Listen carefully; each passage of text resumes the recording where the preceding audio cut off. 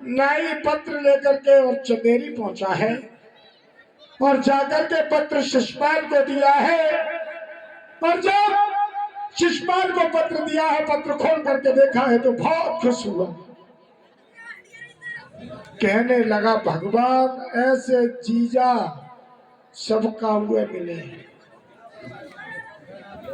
शिषपाल कह रहा है, हे प्रभु, मेरे जैसे जीजा तो सबको मिले। इतने अच्छे जीजा है मेरे कि अपनी बहन की शादी और मेरे लिए कर रहे हैं। आज बड़ा खुश हुआ है और तैयारी करने लगा है शिषपाल शादी की। इधर रुक्मिणी को मालूम हुआ कि मेरा भाई मेरी शादी अपने साले शिषपाल के साथ कर रहा है, तो रुक्मिणी रोने लगी है और अकेले में कमरे में बैठी रोती रही और रोते रोते बोली,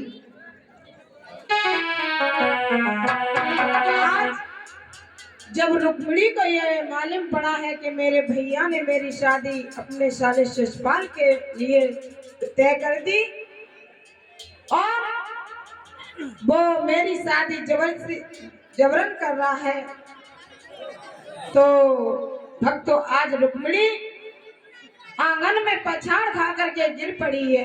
और जब गिर पड़ी है तो कहने लगी है, हे कन्हैया, ये कैसी लीला है,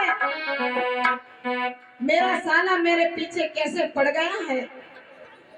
वो मेरी बिना इच्छा के अपने साले के साथ शादी कर रहा है। प्रभु, अगर ये होगा तो मैं अपने प्राणों को तज दूंगी, लेकिन शिषपाल के साथ नहीं जाऊंगी। और कैसे रो रही है,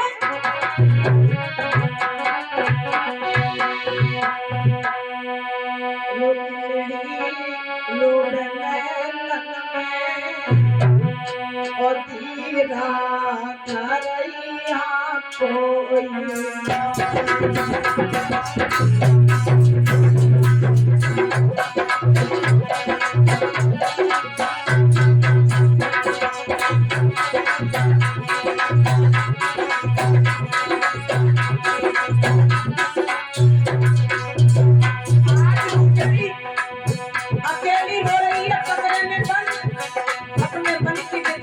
भगवान के अलावा कोई नहीं सुनने वाला उसकी।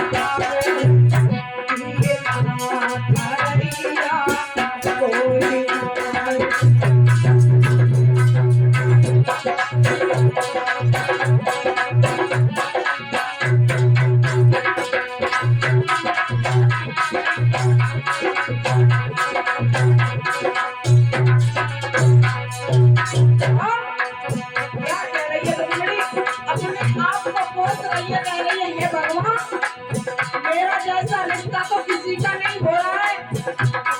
ये मेरे भैया को कैसी नशा चढ़ा है और क्या कह रही है,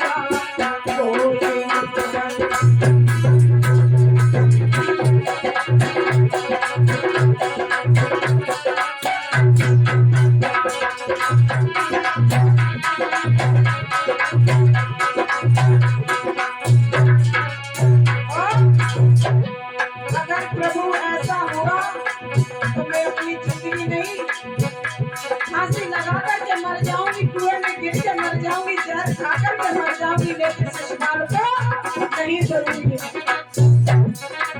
और वो कह रही है अरे तेरा भैया मन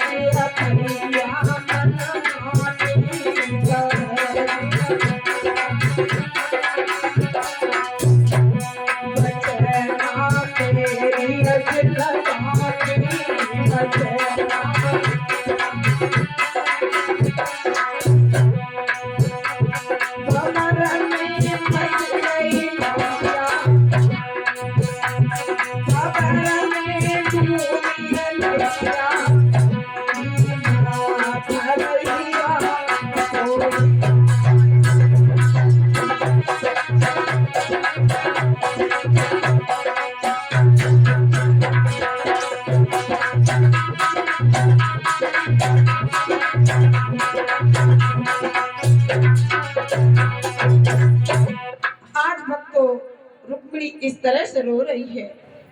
और जब रो रही है तो रोते रोते रोते रोते रुक्मिणी सो गई है।